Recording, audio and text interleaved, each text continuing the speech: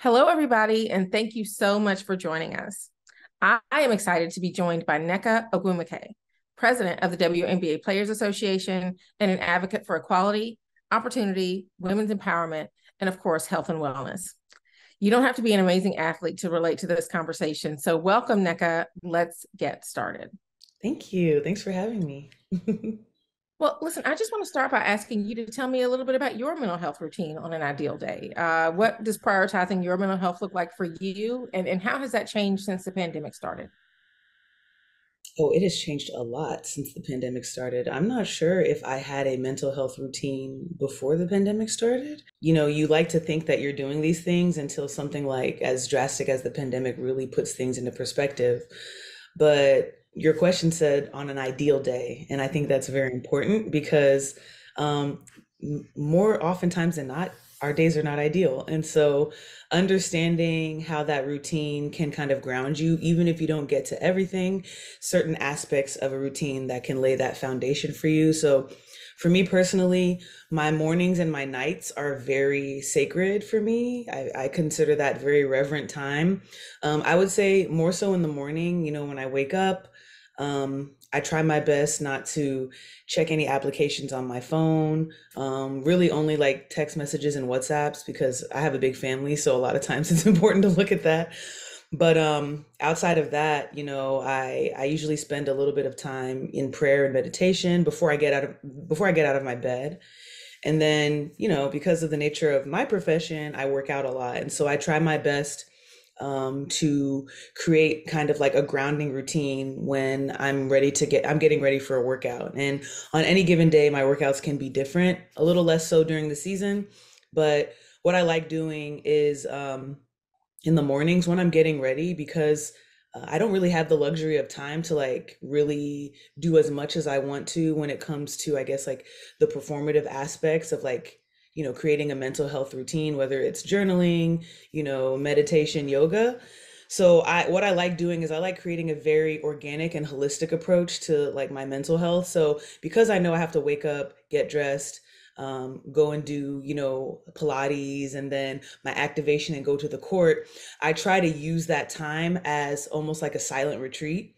So I don't take any phone calls. I don't say any words out loud. I just kind of almost like use that morning time as like a silent retreat for me to really like get in tune with my body, to think about the things that I'm grateful for, to think about what I want today to look like, and ultimately, my wants and also my purpose, whether for the day or in my life. And so I use that time while I'm getting ready to ask those questions of myself. And then I kind of get through my day, especially after my workout. That's when I make my first phone calls. So a lot of times I'm like doing a silent retreat for between like 2 and 4 hours every morning where I'm not talking at all. And I really do love that. And I always like to say that today started last night. And so that's why my nights are very important. So I try my best to leave reserve spaces for what they're used for. So I don't eat in the bed. I eat in the kitchen. I try my best not to watch TV while I'm laying in the bed. I have like some seating area in front of my bed. So like if I want to watch TV, I try to sit there. And then I try to shut down all of my devices at a certain time. I journal every single night. And then when I go to sleep, I try to do like a body scan, which I think is kind of another form of like gratitude for me to just kind of like scan my body and like really think about how I felt, what it did today, and letting that set in. And a lot of times I start at my toes, I don't get to the top of my head before I fall asleep. So I would say that that was kind of like a quick way of summarizing like my mental health practices. And there's so many other different things that I do, not every day, but that are very helpful. Yeah, today starts the night before. Nneka, that is just very good advice. And also, I mean, hello, athletes are just like us, setting boundaries, minimizing screen time, exercising, finding gratitude. Those are all really good ways to kind of get and establish a mental health routine. But you did kind of allude to something, and we don't always get that right. Like, right, we were talking about what an ideal day of mental health looks like. And so what is one way that you would say that maybe you sabotage your mental health a little bit? And what do you do when that happens? So one thing that I'm really working hard on right now is incorporating naps into like my mental health practice. And I just started following, I forget her name, but on That Instagram, ministry, the Nap Ministry. Yeah. Trisha, It Percy, being like yes. of rest being a form of resistance. And so I love her page. I love that she's a Black woman too. And it's taught me a lot about my relationship with rest. And I think that it's very specific to women, it's very specific to women of color, that rest is just a four-letter word. And we're always trying to get things done. We also, bear the brunt of a lot of the responsibilities in our lives and those who we are close to in our lives. And so understanding that drowsiness is red alert. I took a class at Stanford called Sleep and Dreams, and Dr. Dement, he always told us drowsiness is red alert. And a lot of times I fight drowsiness during the day because I feel like things need to get done. And so that is one way of how I almost kind of sabotage my mental health. But it's been a goal of mine for over a year and a half now to incorporate naps as a part of my mental health and to value the importance of rest. Yes. Yes. Well, not to go too far down that rabbit hole, but I am also a member of the NAP ministry and congregation, and rest is our right. It is not something that we earn. It is not something that we have to do so that we can get ready to do more work. It is something that we deserve. And so, yes, embrace the nap. Nneka, I hope that you get more naps coming up here in 2023. I hope everyone watching gets more naps coming up because we need them, especially as Black women. And speaking of that, I mean, how do you think that gender and race can exacerbate kind of dealing with some of these mental health challenges that you talk about? I mean, we can start anywhere, but I guess, if we kind of like really break it down to the bones, being a woman in this world, the system was not designed for you. And so in a lot of ways, you have to work more to get half as far. And so that really puts a strain on our relationship of what rest looks like. And then that now kind of projects into stigmas and stereotypes of, a resting woman is a lazy woman, or a resting woman is a woman that's being taken care of, or this idea that people prefer to have a woman that's just sitting at home and not working. There's so many different projections of this, and it's unfortunate. And I mean, we haven't even really tapped into the fact that, we bring children into this world. We are biologically the caregiver first, and in a lot of ways on a deeper level. And so that also adds these false expectations of our relationship with rest, others' relationship with what rest looks like for women, and whether we deserve it or not. And I think it's something that's important to always note. I always love having the conversation around mental wellness and health and rest with Black women, because there's something we understand each other always when we talk about this. And I was just talking to a friend about this the other day about, how hard it is to be a Black woman, because you're stuck between a rock and a hard place with almost everything. And mental wellness and health and rest is certainly one of those delicate subjects that we really need to try and break the barrier. But I would say amongst each other first, and then we'll be able to really create this movement where we're more understood with when it comes to rest and Black women. Yeah, I do think you're onto something in terms of the idea that maybe there's strength in numbers.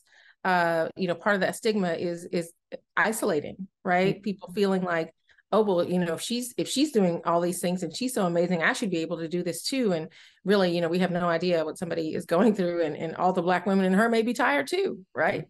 And so really talking about this and sharing our stories collectively can help people understand that they're not alone in this, and that it helps for us to be in community, in conversation about these issues. So thank you for saying that. Thank you for helping to lead that conversation. I want to ask you, I guess, kind of to that point, the challenges for you to normalize mental health, whether that's with your family, with your friends, with colleagues, with the players that you are tasked with working with. How do you balance your mental health priorities with the demands of work? I mean, it's really, I think that's incredibly subjective, but in terms of kind of encouraging myself to do it, and also what it looks like for those around me, I'm very, very principally based. And so when I want to try to incorporate something, I don't try to do something I've never done. I try to figure out how to weave it into what I already do. And so a lot of, I nap every game day because I know I need it. And so I know I'm capable. And so like trying to kind of like put myself into the zone of like, you know what, midday nap, midday nap. But then also being encouraged by family members and friends. I have plenty of family members and friends that take naps. My dad takes naps. So even trying to like sequence my naps with his when he tells me he's about to take a nap, maybe that's a signal that I should take a nap. And I encourage others to rest as well. I try my best to encourage like my sisters to take breaks, to take vacations because they do a lot of work. And a lot of times too, when you can plan to rest together, like you said, like doing it outside of isolation is also very helpful. In my job too, I think it's almost kind of become like sage advice now with me being in the league for so long. I try to impart upon the younger players the kind of like the secret sauce to longevity in professional sports. It's not necessarily getting up more shots. It's not necessarily, strength and conditioning work every day. The sooner you know how to rest your body and recover, the longer your career can last. And so learning that for me, I would say like at a pretty decent age, especially comparatively speaking to like the veterans that kind of reared me, it's allowed me to figure out different ways that I can rest. Sometimes it may not just be like physically taking a nap. Sometimes it means, instead of going out to eat, I'll order in, and I'll just kind of stay in the comfort of my own home. It's not, I don't think it's when you hear the word radical, you think that it's something big, but a lot of what can be changed is very nuanced in our lives.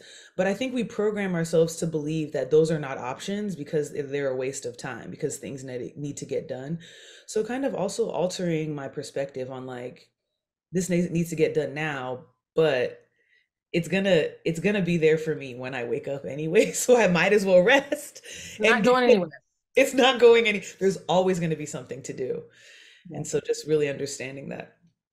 Yeah, that's a really good point that you're making too, just about what rest can look like and what we think about. I mean, the radical part of it is kind of what we've been programmed to believe about who deserves rest, and what rest should look like. But yes, I mean, rest doesn't even have to be, an hours long nap, right? I'm a big fan of the power nap, but also, yeah, I mean, you can hike, you can meditate, you can daydream, there are many different ways to rest that really just are not necessarily about a nap, but a way of recharging our spirit, our body, our mind.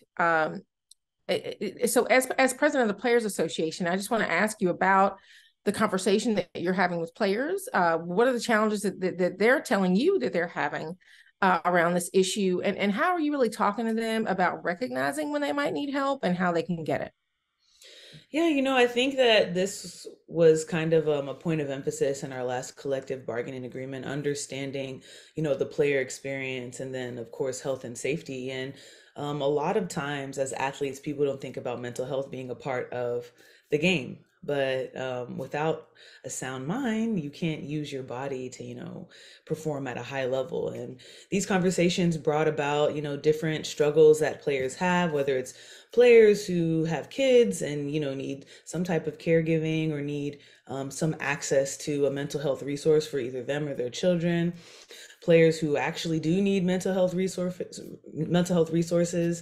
made available either through the league or through the union, understanding who the league doctor is that can provide those mental health resources. And there's a lot of players, including me, who didn't know that we had a head doctor when it comes to mental health resources. And then there's programming surrounding mental health in the PA and in the WNBA, not just regarding the general everyday aspects of it, but also these global and societal traumas that we experience and needing to still show up and do our jobs in a way where you don't have time to process it. And a lot of times the players deal with a lot because we don't have time to process it. We're trying to understand what's going on. We have to play at a high level, and we also want to use our platforms to advocate. And so that weighs a lot on the mind and the body and the spirit. And it's been wonderful seeing all the different ways that we can provide resources for players to to make sure that they're balanced and to also afford them the opportunity and the agency to really take care of themselves. Yeah. Yeah, I love that you are somebody who's being so proactive about this, but I think you're also kind of giving good advice for folks, regardless of what their workplace is, to be proactive about finding out what resources are available to them if they are available, hopefully in the places where they work.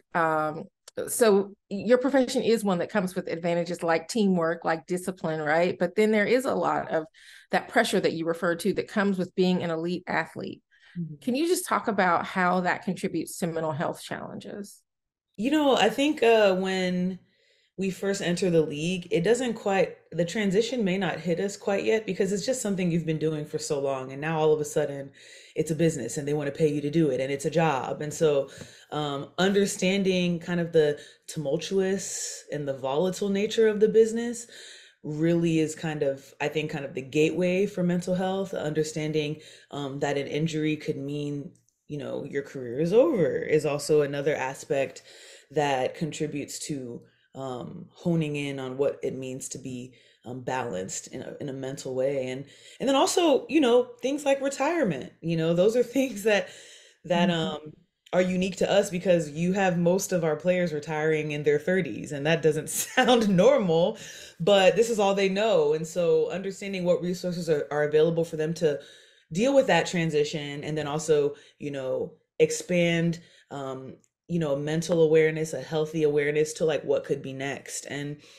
I think taking it day by day and not being too hard and just giving yourself and others grace is really the only way to remain balanced or to be always looking to achieve balance. Sometimes you're not always going to get it, but as I said before, understanding those resources, and a lot of times those resources aren't just, specifically a medical professional. A lot of times the resources can be those who are directors that can help you solve a problem. And because a lot of times you don't know what resources are available. And I think it's important, especially for everyone in every workplace, more oftentimes than not, the resources are available, they're just not communicated to you.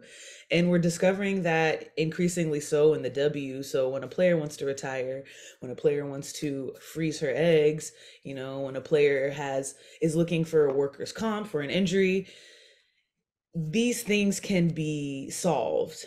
And just understanding that there's guidance and there's ways to figure out how to solve them, and that you are not alone in trying to solve this problem, are huge aspects to maintaining balanced mental health. And then, of course, having specific resources that target that can, of course, add the cherry on top a lot of times. Yeah.